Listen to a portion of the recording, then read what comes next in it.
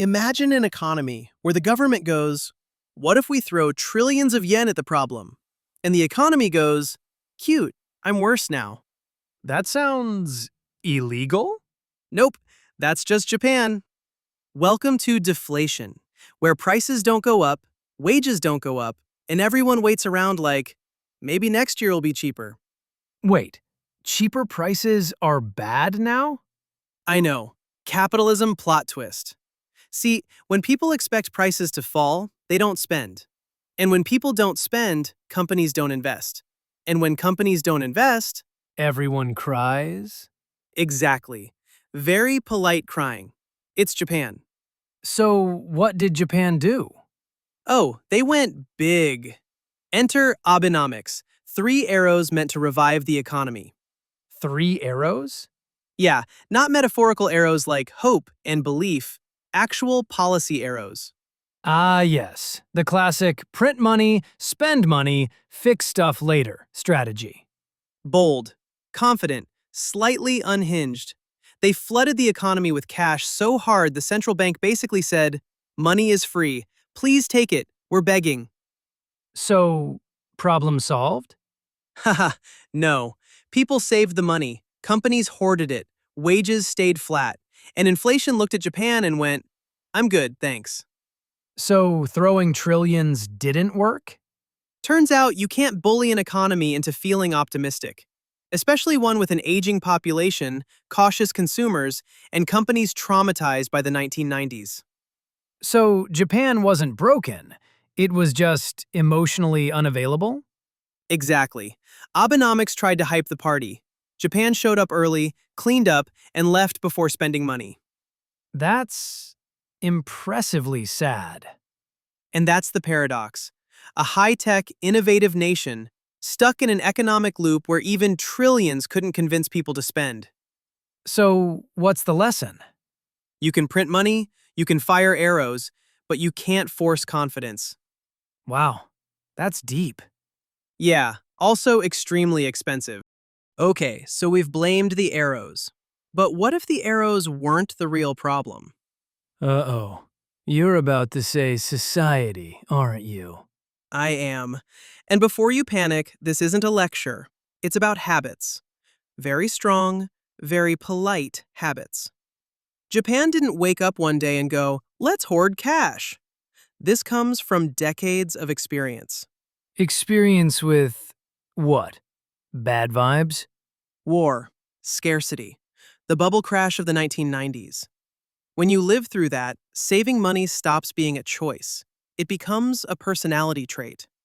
So spending money feels unsafe? Exactly. In Japan, saving equals responsibility. Spending feels reckless. Here's the problem. Inflation needs people to believe prices will rise. But Japan believes prices should stay calm, forever. So when the government printed money, Households saved it.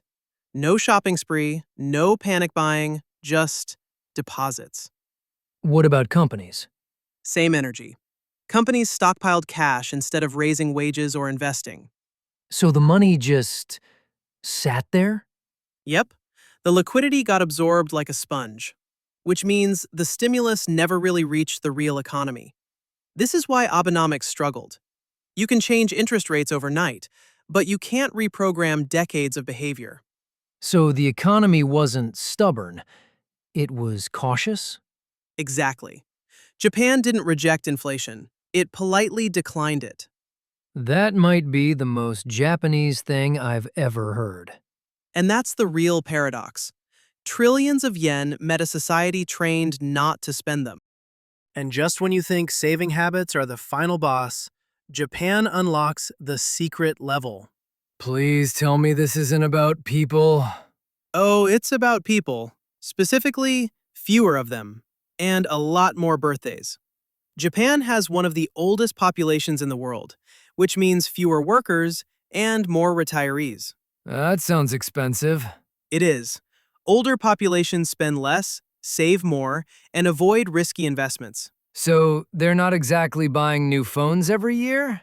Now add the other problem, fewer babies. Japan's birth rate has been falling for decades. So, fewer kids means fewer future consumers? Exactly. No kids means no future mall crowds, no housing booms, no buy everything because we just had a kid phase. So, even future demand is missing. And this is where demographics meet the liquidity trap. That sounds painful. A liquidity trap is when interest rates are basically zero, money is cheap, and still, nobody wants to borrow or spend. Why not? Free money is usually my weakness. Because when you're aging, shrinking, and cautious, you're not thinking about growth, you're thinking about stability. So, low interest rates can't fix that? Nope. You can lower rates to zero, even below zero, and demand still stays quiet. Fewer people, less spending, lower investment, which leads to even fewer people. That's depressingly logical. And that's why deflation stuck around. Not because Japan didn't try, but because the population math was working against it. So, the economy wasn't broken, it was aging gracefully? Gracefully, politely, and very slowly. So when you zoom out, Abenomics wasn't weak, it was outmatched. A saving-first culture, an aging population, and fewer future consumers locked Japan into low growth and low inflation.